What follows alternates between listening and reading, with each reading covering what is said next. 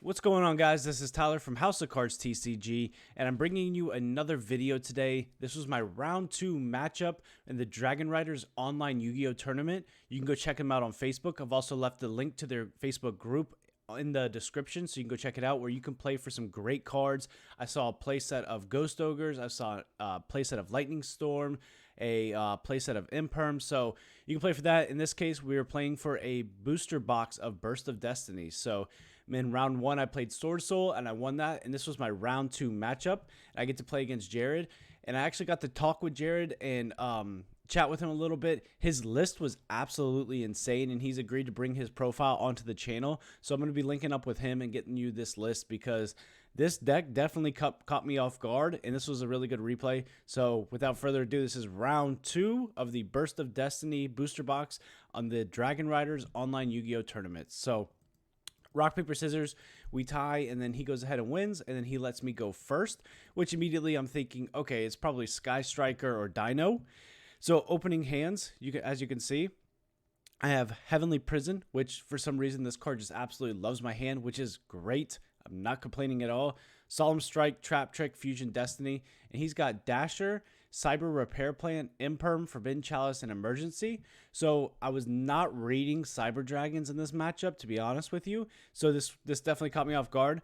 But the good thing about trap decks is we don't really go into the extra deck too much, so he can't then contact fuse with me. You see he's playing 45 cards and I'm on my 40. So first thing I do is I activate Heavenly Prison, and then I declare the effect, and I'm going to go ahead and use the set 2, activate Fusion Destiny. He says okay, and that's going to send the bricks from my deck, which is Celestial and Dasher. And then he said it's a trap. Haha, never. And then I'm going to go ahead and bring out the Enforcer and pass turn to him.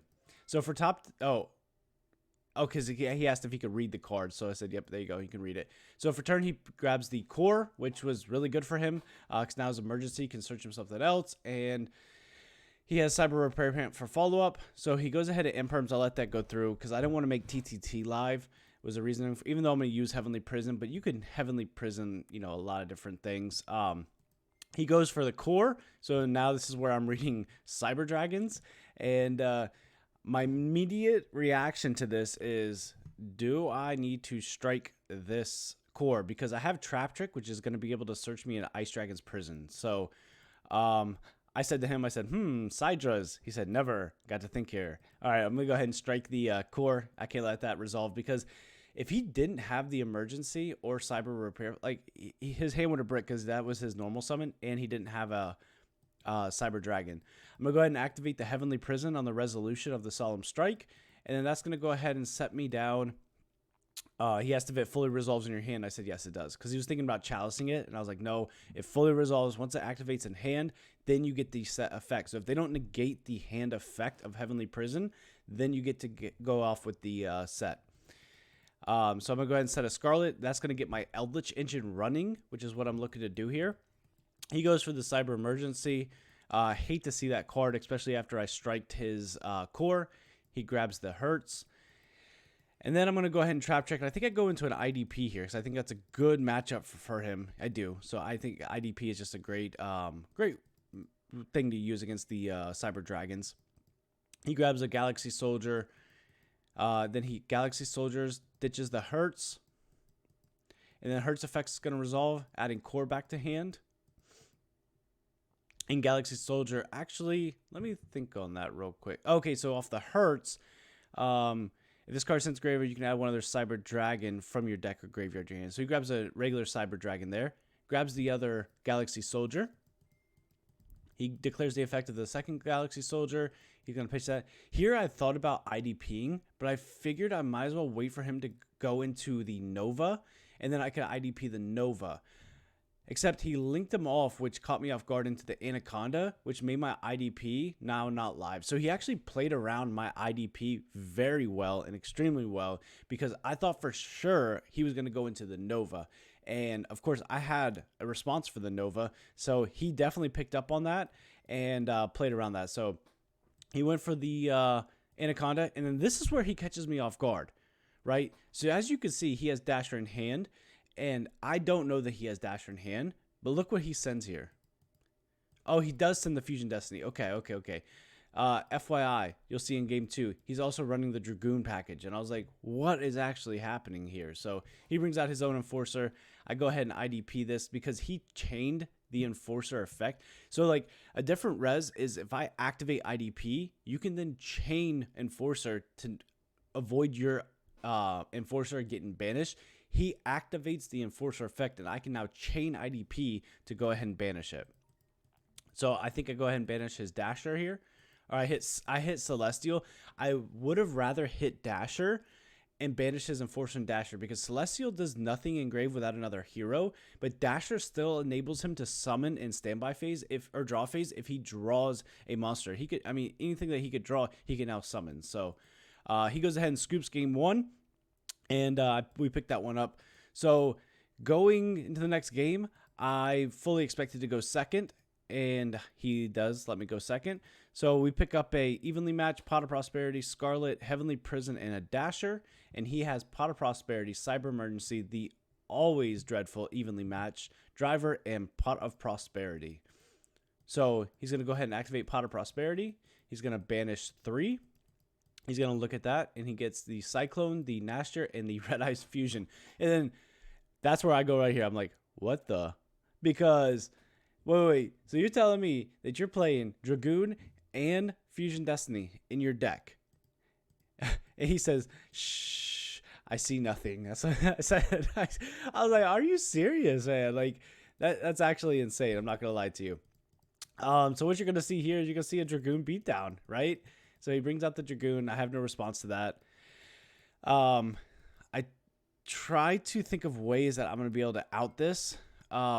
Evenly obviously does nothing because Evenly would be on the board. So I can't even, like, Evenly. I pick up the anti-spell, which is not bad, right? It would have been better if, going first, and then we could have stopped the Prosperity, stopped the Dragoon. But I'm trying to think here. I'm trying to think of the best play. So I activate. I'm trying to force the Dragoon negate here, so then I could Prosperity for 6, dig for IDP, and go ahead and set the IDP so that's the. I mean, IDP is ideally probably my only out against the Dragoon, unless I can Eldlich send it or something like that. So if he negates this, then potentially I could Pot of Prosperity, find an Eldlich for 6, right? So I'm probably going to hit an Eldlich. Then I could send it. So really that was my play here. He ends up negating that. Then I Prosperity for 6. Now I'm just looking for any kind of just top deck here. So we banish 6. And I said I haven't played against Dragoon in a while. Yeah, because Dragoon went away when Fusion Destiny came out. So I was thinking of my outs in my deck. So we're going to hit Imperial Order, which is not bad, but we have anti-spell. Solemn Strike. Solemn Strike is good, but it does nothing because it doesn't destroy Dragoon. Fusion Destiny, Wakero, Strike, and a Conquistador. So we didn't hit any of our outs to get rid of this Dragoon. Like an Eldlich, even an IDP, anything that we could get to actually out this card, right? So best bet here is just to grab the Fusion Destiny. He's already used this negate, so we can resolve our Fusion Destiny. We're going to put the rest back to the bottom of the deck. And then activate Fusion Destiny, get the Dasher out of our hand, and maybe on a draw 2 next turn, if we can make it, we can actually find a card that we need. So we do that. We're going to go ahead and set 2 and pass. He draws Called By for his top deck, which is broken, right? Especially when I have Enforcer out. Ridiculous. So main one, he Dragoon to pop. I'm going to go ahead and chain that. I think, no, he does not let that, he does not negate my Enforcer effect. Instead, so this is something you should know. Enforcer comes out, I can declare the effect. I don't have to pop one of my back rows because I can attempt to destroy his Dragoon. Even though his Dragoon cannot be destroyed by card effects, I can still attempt to destroy it. So you could actually Enforcer, you could target a card that does not destroy. But in the same sense, if you Enforcer then go to pop, and then let's say he had some back row and I targeted the Dragoon, right? And Dragoon cannot be destroyed by card effects. You can't take that back and then go for a back row because you still can attempt to destroy Dragoon. Even though he won't be destroyed, you can make the attempt to destroy him. So that's what I was explaining to him. And then I activate Anti-Spell, which is now going to turn off his Called By, Prod of Prosperity, Emergency. But, of course, he's going to chain the Called By. Oh, he actually... Dragoon negates my Anti-Spell. And then he activates Cyber Emergency because he's going to go for game here, obviously. That's his play. It's Cyber Dragons, right? So Core is a one-card combo to just go in and OTK. Brings out the Core. Core is going to go ahead and activates mandatory effect. He grabs a Cyber Emergency. Let's see. Yeah, he could do that. So he grabs Cyber Emergency. He's going to go ahead and hit me, bring out the Scarlet. And I was basically here telling him that you can't pop in battle phase. So he's going to, I'm at least going to save myself from getting hit for 5,400. And in turn, I'm just going to take basically 2,500 on the pop on the back end. So he pops that. I take 2,500. So that was just a way for me to get Eldlich out as well as to save myself a little bit in game. Again, I still have a 5,000 attack Dragoon to get over, but I'd rather take 2,500 than 5,400. So he sets one. I just need anything right now to bait the Dragoon negate. Then I can evenly at least help me get some of his board out. So I'm going to go ahead and reveal and declare, hoping that he would negate that, right? And he lets it go through. So unfortunate, because if he would have negated that, I could go into evenly, and then I activate the Scarlet. Again, I'm just trying to bait this Dragoon negate out. He lets that because Scarlet doesn't have to be activated in the end phase. So all I'm trying to do is just bait this Dragoon negate and bring out Conquistador. I'm going to go ahead and set evenly as a bluff here. I could have activated it, but only thing I'm really getting rid of is a Called By. He's probably going to keep his Core, so it didn't really do much there. Cosmic Cyclone is his top deck, and then he goes for Emergency. I say, okay. Emergency is going to go ahead and grab him another Core. Then he's going to go ahead and link off his Core for an Almirage, summon out his next Core. Core effect's going to activate, it's mandatory, and he's going to search the Cyber Rev System. And then he's going to Rev System, I think, bring back his Core. So he's going to chain Cyclone to Rev System, and that's going to target my Conquistador. So I'm going to go ahead and activate Conquistador. I think that I was just trying to bait, again, the Dragoon negate, which I don't even know why he would do it. Oh, because of Heavenly Prison. So I was like, okay, well, if I can activate Conquistador, then I can chain the Heavenly Prison. Maybe he'll negate it. I don't know why, when he could just pop it for 3k, and then I can evenly, if I can make it through the battle phase, right? So I declare the effect of Heavenly Prison. So I said, yep, mine is a new chain. And then he's going to chain Called By. Was not expecting that. Called By on my Heavenly Prison to negate the effects. And now it's just like, okay, that's game. GG's. Game 3, let's go. That's what I say. All right, game 3. All right, I'm going first. I'm feeling confident. I feel like I can really set the tone here. So I grabbed the D-Barrier, Punishment, Heavenly Prison, Eldlich, and Anti-Spell, which is not bad. He has Chalice, Machine Duplication, Cyber Dragon Hurt, Celestial, and Pot of Prosperity. So I'm going to go ahead and activate Heavenly Prison. He already knows. I think everybody always says, it's like, that card just loves your hand. Yes, it does.